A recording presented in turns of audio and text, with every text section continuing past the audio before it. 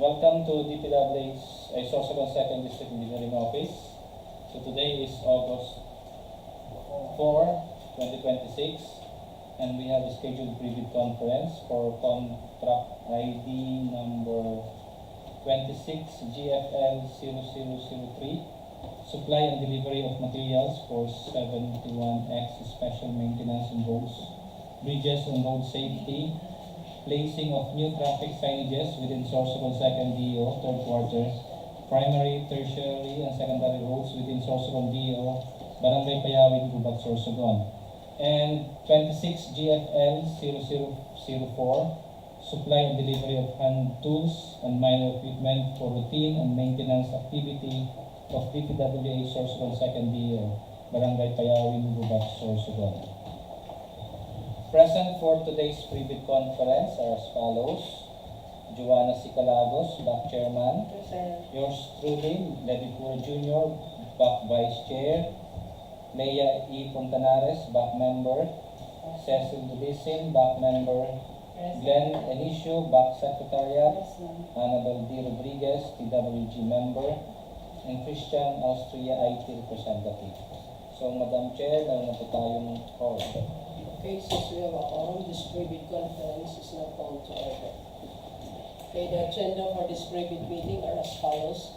First, basic contract data, requirements of the BDS, documents to be submitted by the bidder including technical and financial proposals, criteria and procedures for the preliminary examination of bids, detailed evaluation of bids, cost qualification and award, questions, comments from bidders and replies of BAC and other representatives of procuring entity and other matters, summary of proceedings including bid bulletins to be issued, and other matters.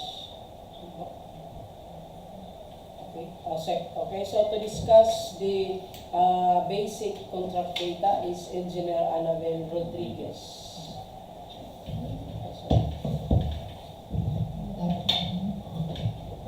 Basic contract data for 26 GFL 004. Contract ID 26 GFL 004. Contract name, supply and delivery of hand tools and minor equipment for routine and maintenance activity of DPWH Sorsogon 2nd DO. Contract location, Barangay Payawin, Gubat, Sorsogon. Approved budget for the contract is 3,057,680 pesos.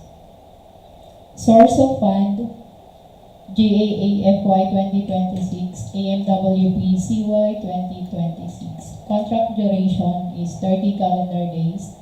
Cost of bidding documents is 5,000 pesos.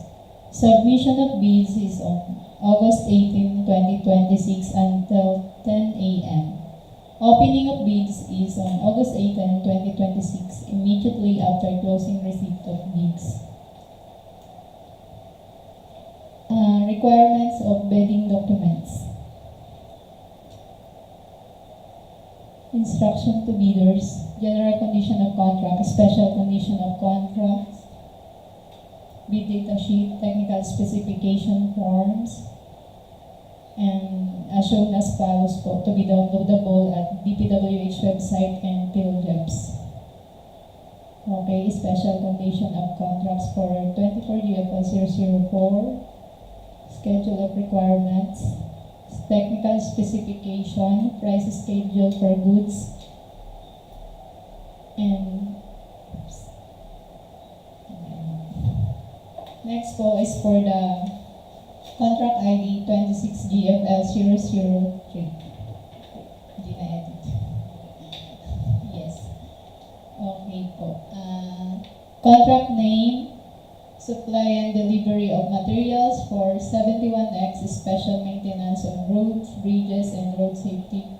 Placing of new traffic signages within Sorsogon 2nd DO, 3rd quarter, primary, tertiary, and secondary roads within Sorsogon 2nd DO.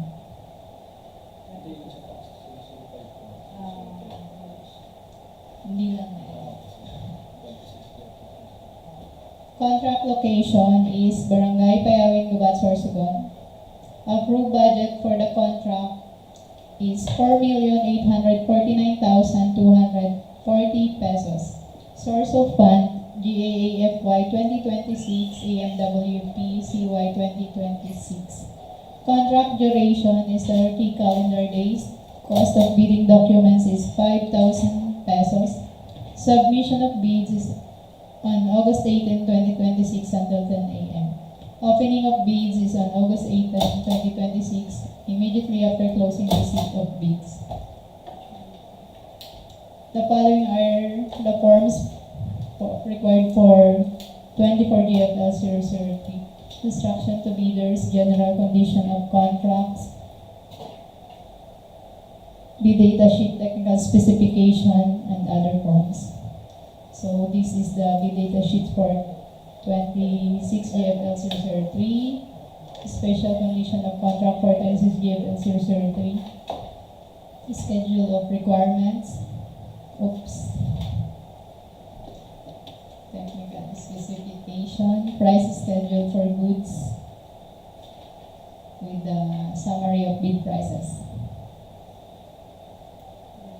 Okay. The following are to be discussed by Moses Donison.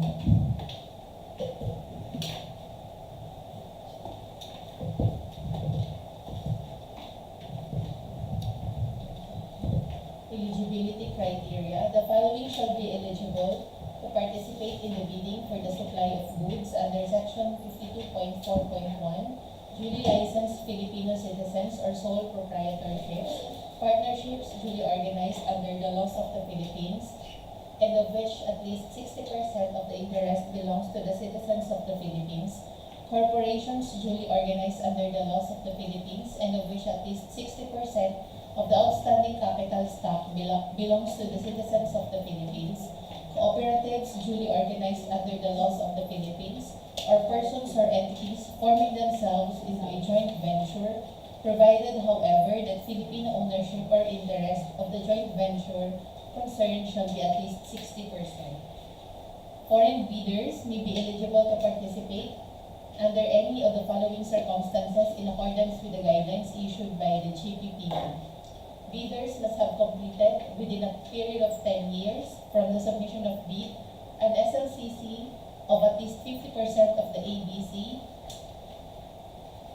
and bidder's NFCC must be at least equal to the ABC to be bid, and if the bidder submits a committed line of credit, it must be at least equal to 10% of the ABC.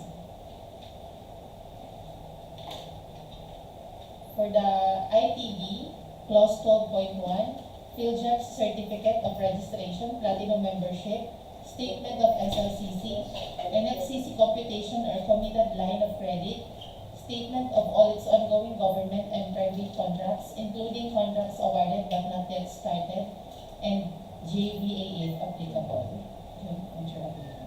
For the bid validity, 120 calendar days. Bid security, cash or manager's check or bank draft, guaranteed 2%. Surety bond, callable on demand, 5%. Bid security declaration. Technical specifications, which includes production or delivery schedule, manpower requirement, after sales service of parts or parts if applicable, omnibus sort statement, duly notarized based on RA 12009, latest GIS reflecting the beneficial ownership information duly received by SEC for corporation. And for the new form, please be guided with the new form of bid security declaration under RA 12009. Same with the omnibus form statement. Financial documents to be submitted by bidders. Bid form, which includes the bid price, price schedule in accordance with ITB Clause 13.1, and certificate of domestic preference in accordance with ITB Clause 25 if applicable.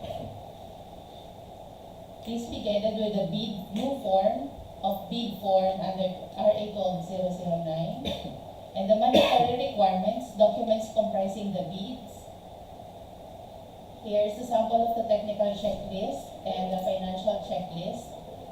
For the submission and receipt of bids, we are using We have the two envelope system, where the first envelope contains the eligibility documents and technical requirements, and the second envelope contains the financial proposal.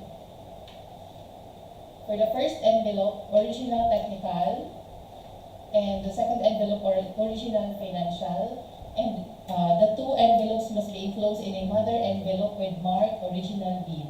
Each envelope shall contain the name of the contract to be bid, name and address of the bidder, recipient, back, or procuring entity, and the do not open before date or time of opening of bids. For the sealing and marking of bids, first envelope should be marked copy 1 technical, and the second envelope should be marked copy 1 financial. And both envelopes should be enclosed in a mother envelope with marked copy 1 bid. Each envelope shall contain the name of the contract to be bid, name and address of the bidder, recipient, back, or PE, and do not open before date or time of opening of bids. So both envelopes should be marked original bid and copy 1 bid, and should be enclosed in a mother envelope. Each envelope should contain the name of the contract to be bid, name and address of the bidder, recipient, back, or PE, and do not open before date or time of opening of bids. For the unsealed and unmarked bid,